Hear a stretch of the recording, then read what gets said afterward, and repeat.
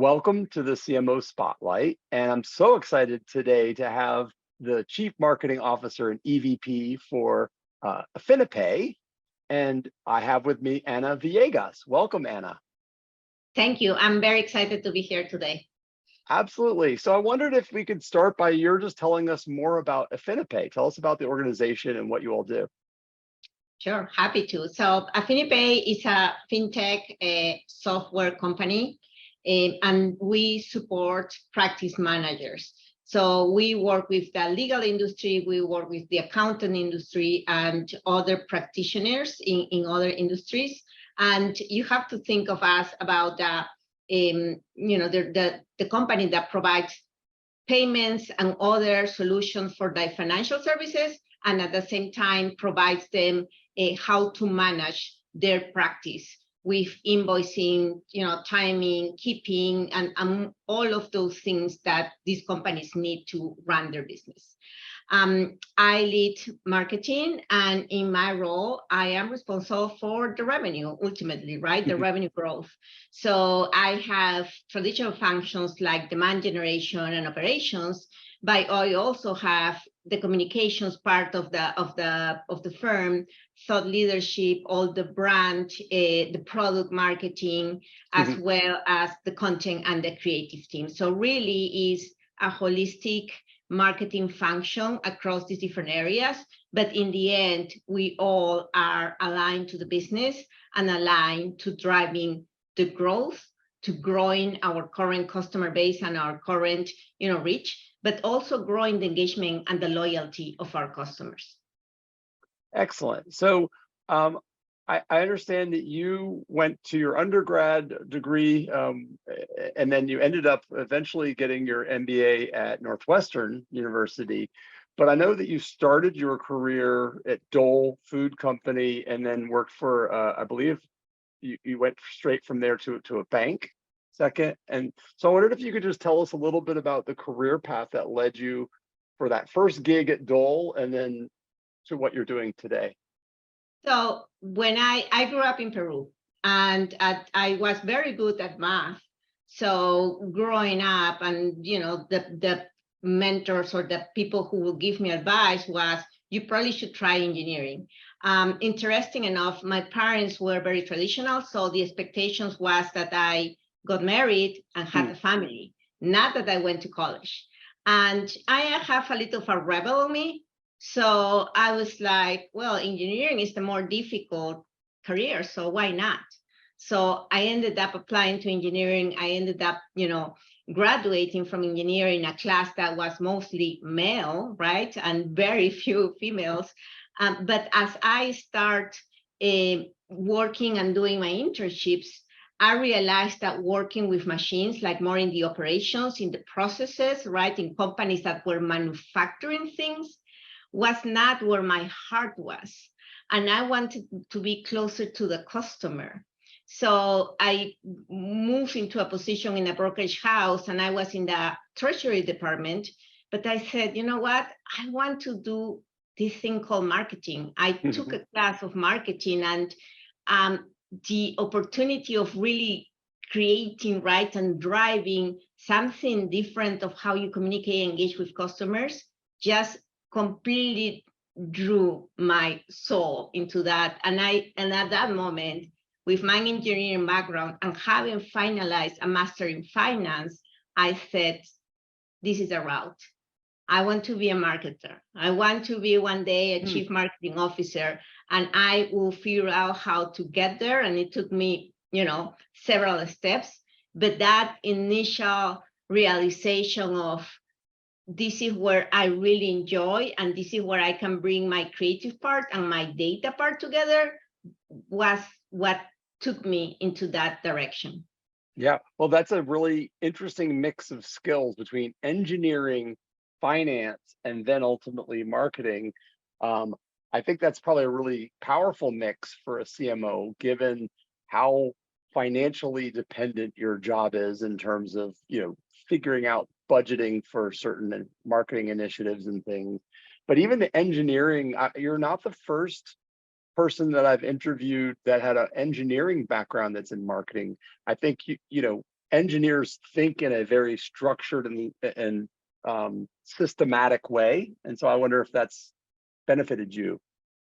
I think it's a good, it keeps me centered, because as you say, ultimately I can drive, creatively speaking, right, the big campaigns or the changes or the transformation, but I'm always conscious of how are we going to get there? Can we make it real? And then is it going to be an impact for the business? I'm always asking those questions every time I go into any type of meeting, because in the end, I want to innovate and I encourage my team to innovate, but you have to balance that with, okay, is that 5%, 10% of the time and we can just, take the risk? Or is it going to be 90% of the time? And if we flop the business. So I think that it keeps me real. Makes sense. Well, okay, I have a very important question for you. The pisco sour, invented in Peru or in Argentina? Oh my God, Peru, obviously Peru. Every time I go to Peru, and I only go once a year, I bring back my pisco, because it's very important to always have pisco in your house. Well, and there's several different kinds of pisco, so it's got to be the right kind for pisco sour, right? Yes, exactly. I went to Peru in 2014 and absolutely loved the country. I fell in love with the country. It was so wonderful.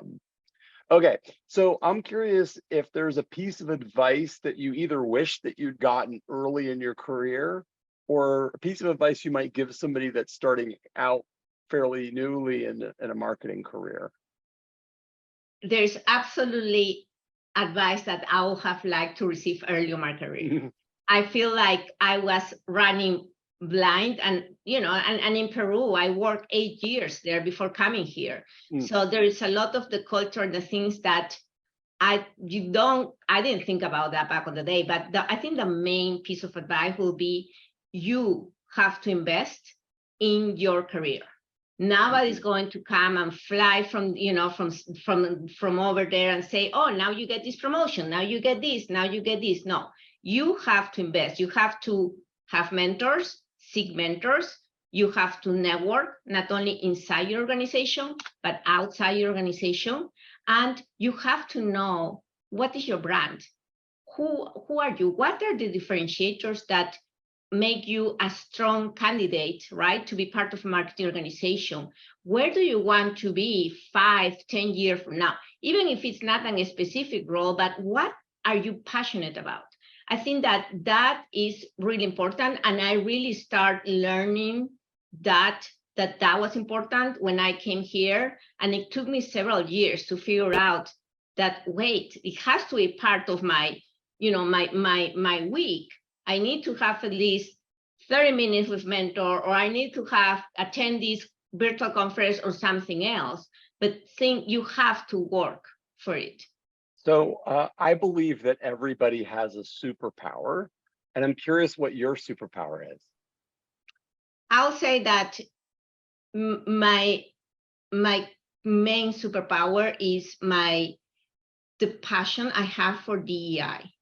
And that makes me a very inclusive leader. So I grew up in Peru. I grew up in a culture where women were not expected to go to college. I went to engineering where we were very few.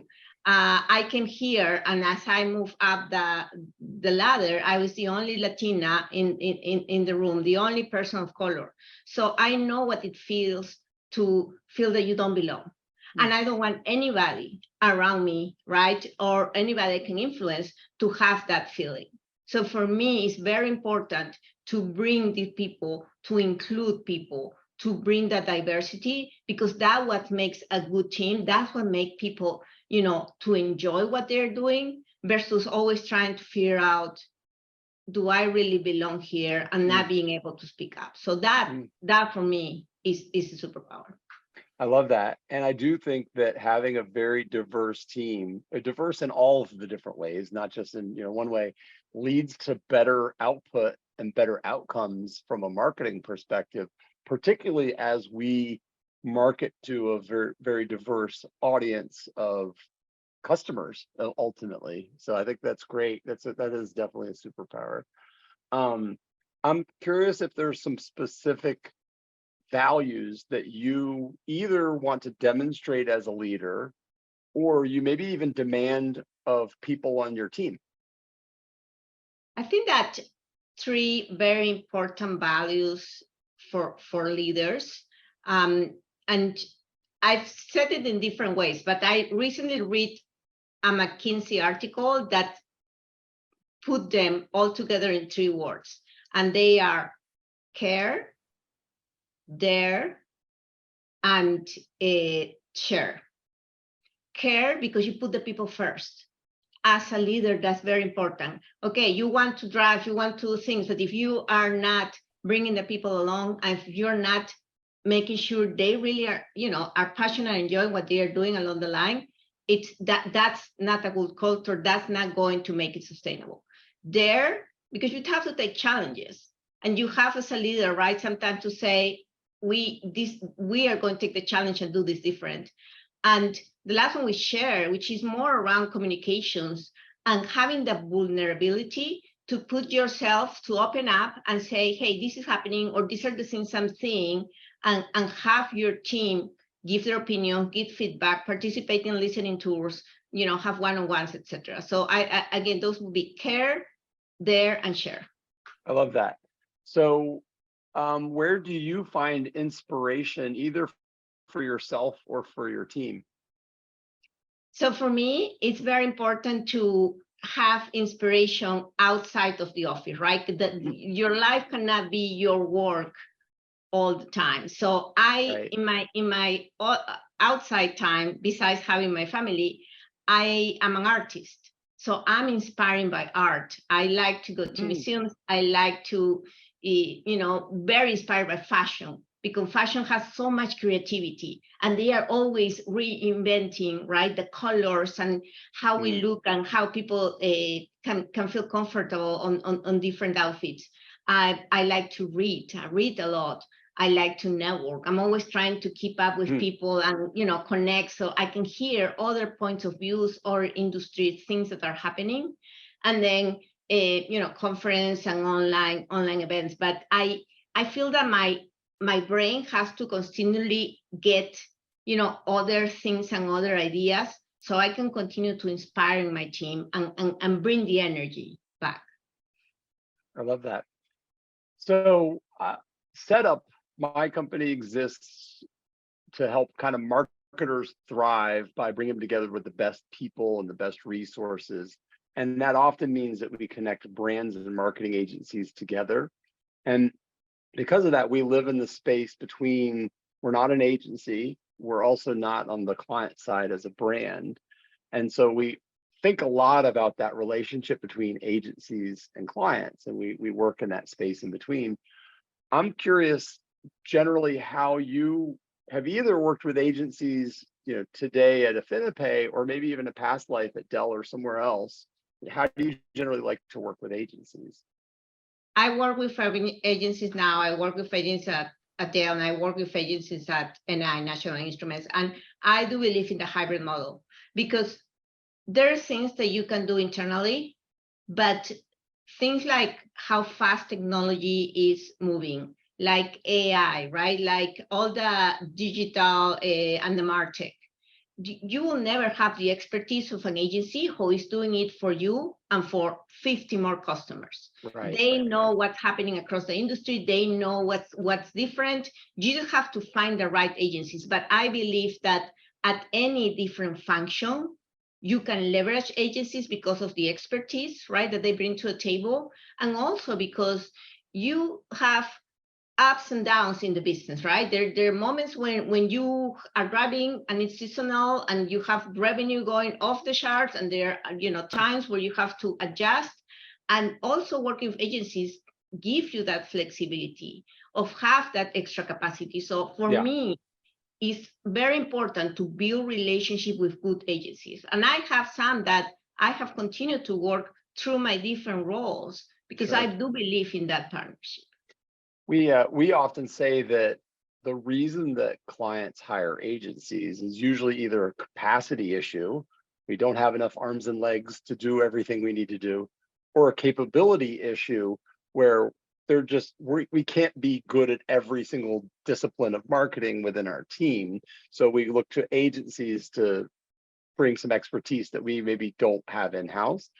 So I'm curious if there are some disciplines of marketing that you feel you really want to own within your organization.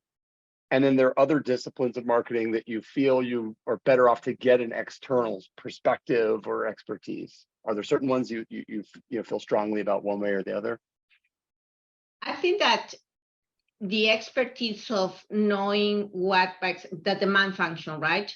And knowing what is the best for your business in terms of demand mix, not only paid, but we're talking about everything you do for a customer, all the touches around sales and and support and everything else is important to have because you have that knowledge. But you can augment it, right? And have an agency that can do your paid media. You don't have to do it yourself. On the MarTech front, the same. You can have some generic expertise, but having a Marketo expert, a Salesforce expert, right, to help you build the new models and the new capabilities, I think that is important to have that expertise. And on the brand creative side, you do need some folks who know your product and they live your product and they can talk to it. Yeah. You can definitely, right now we're working on a rebrand. So we have, an external agency working fast because it's part of having their expertise in combination with us. Excellent. So as marketers, we often work with other functions that aren't marketing. I think sometimes every function thinks they're a marketer. Oh, yeah. But I'm curious, how do you demonstrate the value of marketing to the non-marketing functions within the organization? So I've had this challenge throughout my career, especially because I feel that for the last 12, 13 years, I've been focused specifically in business to business. And you have very transactional customer who just get a call, right, or get an email and call and buy, so you can do direct distribution. But then you have a lot of your customers who can take longer lead times. And then the discussion starts if it's sales or if it's marketing, who drove ultimately the sale. So for me, what I have make sure I do is have clear metrics that my stakeholders are aligned with, have signed off, so I can present and agree on this is how we are showing the progress of marketing. And really my main stakeholder has always been the CFO, because the CFO ultimately is the one who manages the money. So I think that building that relationship and having clear metrics versus just talking the marketing pretty things and the fluff, and the colors and all that part that we as marketers love, is important to speak their language in order to get their alignment and in order for them to see the progress of your programs. Okay, so I'm going to throw you a curveball question, which is, how do you then demonstrate ROI for things like brand affinity that are less, where the marketing objective that you're trying to accomplish is not directly tied to an ROI metric, of revenue, but it's about a longer term brand building initiative? So I had to do it at NI because we were doing a brand awareness campaign and it was a significant budget, but at the same time, it's not connected to results. So I got the question from day one, tell me the ROI for every brand dollar I invest in awareness, I want to know my ROI. And that's not a direct answer. So what I did back then was look at over time, right? If there were anything that was being moved because of the brand awareness. In our case, what was being moved was first the share of voice versus our competitors. That was like an easier one. Second, the customers surveys and their feedback on how loyal and how attracted they were to the customer. But eventually we start seeing how that was related to a modifier for revenue, which was very interesting. It took me a while to get to that because you have to track to time. But I started by phases. I started with the share of voice. I started with the survey. And then eventually we were able to start connecting it to revenue. Great, great. So I've got one more kind of marketing question and then a couple of questions just for fun to wrap up. So I'm curious if there's a specific campaign or program that either you've run, in your current role or even a previous life that taught you something very important, either because it was a miserable failure and you needed to learn a valuable lesson from that, or it was a huge success that maybe you'd like to emulate again in the future. So I think one of the ones that I remember the most, and I'm fond of that one, is we were ready to launch the NI, so that's the previous company, engineering company, National Instruments, global company, the rebrand. And we've been working the rebrand for over 9 months. You know how it is, right? We had like a pregnancy. The logo, the color approved, that was in itself a process, right? Everything, it was ready to launch. And we were going to launch it in this huge event. We had a conference once a year in Austin with thousands of people attending, and it was going to be that big event. The campaign, because it's an engineering company, was around failure. Because the campaign was around how important for engineers is to continue to test things. Because the more you test and you fail, the more that when you have the final product, like, a shuttle going to space, the less the effects is going to be and it's going to be successful. So we at NI, right, we do test and measurement products and software, and we work with the Teslas of the world, all the like NASA, et cetera. So there were all stories about failure is okay, and failure makes you stronger, and you can, then conquer things that are better for humanity. And that was, we started a creative. The thing, it was launching the first week in May, and COVID hit. And I remember that Friday when they told us go home, and I thought, oh my God, the failure campaign is not anymore. So out of the blue, a month before the launch, we didn't have the campaign. So, and then the launch in the ACC, which is our biggest convention center, was also not that option anymore. So at that point, right, you can go back to the drawing board and say, I'm going to go through research, et cetera, to launch the new campaign. Or you can say, okay, we're open for ideas. Because you have to take one route or the other. I took the route of I'm open for ideas. And one of the ideas that came forward was we were working on a campaign for sustainability that was around hope. So I was like, that's it. That's the message. We're going with hope. We told the agency we're going with hope. That's and great. Ended up being successful, but it could have been a flop because we just went with it. Yeah. Well, hopefully it was not just hope that said we're all in this together, because if I saw one more ad that said we're all in this together. But that sounds fantastic. So, all right, I've got a couple of fun questions for you. The first is there a movie or a quote or a book or a band or a sports team that inspires you? And what is it about that thing that inspires you the most? So Latino music inspires me, Shakira being one of my top singers, because I just feel the energy and I love to dance. So when I hear Latino music, I just feel like, you can conquer anything in the world. So that's one. I think the other person that inspires me, and I like to follow her and look at her quotes, is Viola Davis, because she has such a hard story and she has shown resilience and optimism through all of it. I read her book, and I'm really inspired by the way she looks at life. I love that. I love that. I've been listening a lot to Natalia Lafourcade. I don't know if you've heard her, but amazing Latina artist from Mexico, from Veracruz, Mexico. Oh, I have to listen to her. Oh yeah, absolutely.